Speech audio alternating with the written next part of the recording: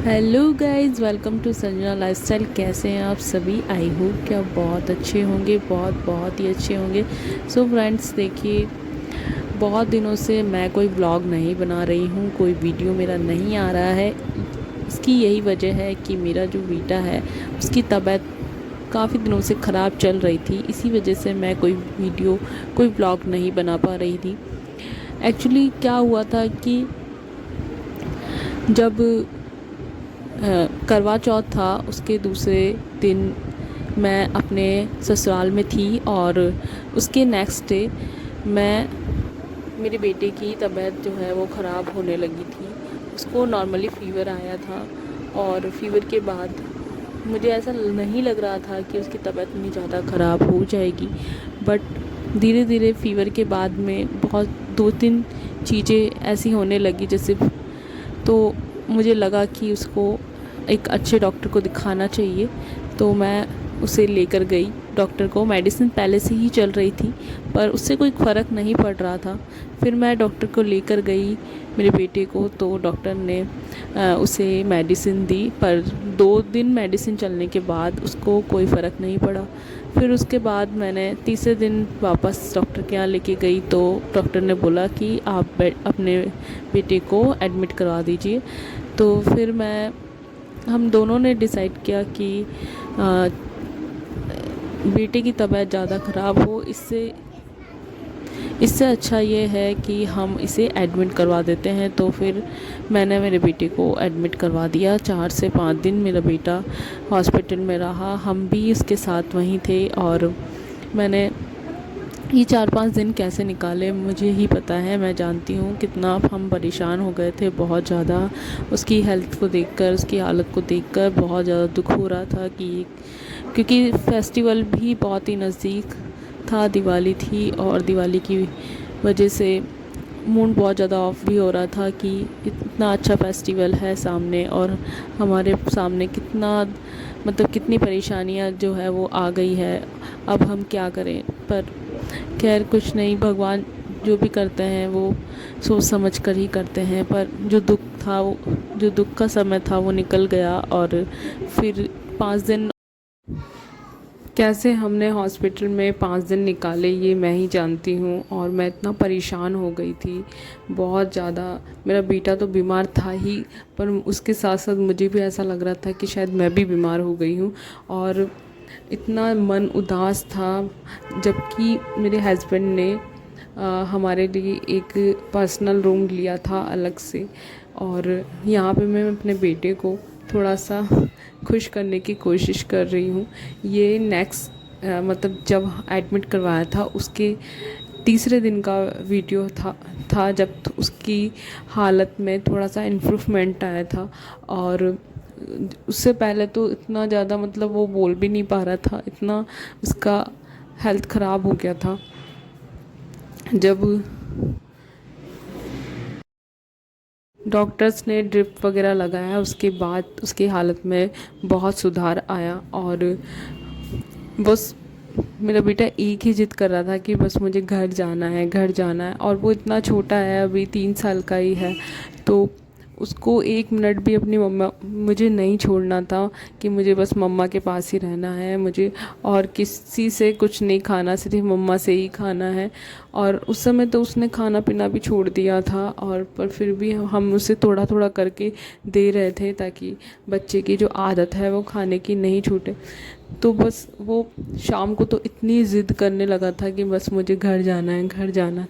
यहाँ पे मैं उसको थोड़ा सा खुश करने की कोशिश कर रही थी कि वो कैसे तो खुश रहे, मोबाइल दिखाकर, उससे बात करके उसे खुश करने की कोशिश कर रही थी कि वो थोड़ा तो अब खुश रहे और बस रोए ना। तो थोड़ी थोड़ी देर बाद में ही इंजेक्शन, ड्रिप वगैरह रेगुलर ही चल रहे थे, जब जाके उसकी हेल्थ में बहुत इम्प्रूवमेंट आया। और जब जाके डॉक्टर ने 5 दिन रखने के बाद उसे डिस्चार्ज किया। और फिर हम लोग घर आ गए। और घर आने के बाद मैं अपने ससुराल ही चली गई थी, क्योंकि फेस्टिवल भी था और फिर अकेले रहकर करना भी क्या था बच्चे के साथ। तो मैं अपने ससुराल ही चली गई थी और वहीं जाकर हमने फेस्टिवल एंजॉय किया। फेस्टिवल तो क्या ही एंजॉय किया, मैंने तो कुछ नहीं किया फेस्टिवल पर इस बार तो। और बहुत ज़्यादा मूड ख़राब हो गया था मेरा, और मेरे हस्बैंड का भी मन बहुत उदास था। हम दोनों ने ही कोई फेस्टिवल एंजॉय नहीं किया। पर बच्चों के लिए थोड़ा बहुत तो हमें करना ही पड़ता है, ताकि बच्चे देखकर हमें उदास ना हो, वो भी खुश रहे। और आरू को भी मैं देख रही थी कि वो भी बहुत ज़्यादा उदास हो रही थी। वो अपने भाई को बहुत मिस कर रही थी, मुझे बहुत मिस कर रही थी कि मम्मी पापा हॉस्पिटल में हैं। फिर जब हम घर गए डिस्चार्ज करवा कर, तो वो बहुत खुश हो गई देखकर अपने भाई को और मुझे गले से। तो इस बार की दिवाली हमारी कुछ इस तरह से रहेगी। मैंने कभी नहीं सोचा था, और कुछ भी मैंने नहीं किया था इस दिवाली पे। कोई तैयारी मैंने नहीं की थी पहले से, क्योंकि पता नहीं पहले से ही मेरा मन उदास हो रहा था, और मूड भी नहीं था कि मैं कुछ मार्केट जाऊं या कुछ लूं मार्केट से। तो पहले से ही बहुत मन उदास हो रहा था, और फिर अचानक से प्रथम की तबीयत भी ख़राब हो गई। और तो मेरे बेटे को वायरल हुआ था, और डॉक्टर ने डॉक्टर ने sonography test, blood test, x ray वगैरह करवाया, पर किसी में भी कुछ भी नहीं आया। सब कुछ सारी रिपोर्ट्स जो थी वो नॉर्मल थी। उसे जस्ट नॉर्मल वायरल हुआ था, जो कि उस समय सभी बच्चों में हो रहा था। मैंने देखा हॉस्पिटल में कि बहुत सारे बच्चे, प्रथम से भी बहुत ज़्यादा छोटे बच्चे आ रहे थे उस समय, जो कि बहुत बीमार थे। किसी को डेंगू हो गया था, तो किसी को निमोनिया हो गया था। पर मेरे बेटे को जस्ट वायरल हुआ था, और उसके अलावा कुछ भी नहीं था। पर बहुत सारे टेस्ट डॉक्टर ने करवाए थे, वो सब टेस्ट हमने करवाए। और फिर लास्ट में डॉक्टर ने बोला था कि मेरे बेटे का जो नोज़ है वो ब्लॉक हो गया था, उसे ठीक से सांस भी नहीं ली जा रही थी। तो नाक का एक्सरे करवाया, तो डॉक्टर ने बोला कि इसका जो नोज़ है वो ब्लॉक हो रहा है, और ऐसी कंडीशन में नोज़ की सफाई होगी, और फिर उसके बाद में ऑपरेशन भी हो सकता है। तो मैं काफ़ी डर गई थी कि अब पता नहीं क्या होगा, कि ये जो कह रहे हैं वो सही है या फिर। जब डॉक्टर ने बोला कि नोज़ का ऑपरेशन होगा, तो बिल्कुल भी विश्वास नहीं हो रहा था डॉक्टर की बात पर उन्होंने 2-4 बार बोला कि नहीं, ऑपरेशन होगा बच्चे का, क्योंकि इसका जो नोज़ है वो ब्लॉक हो रहा है, और उसके लिए ऑपरेशन ही करना पड़ेगा। तो हम सब लोगों के जो होश है वो उड़ गए थे।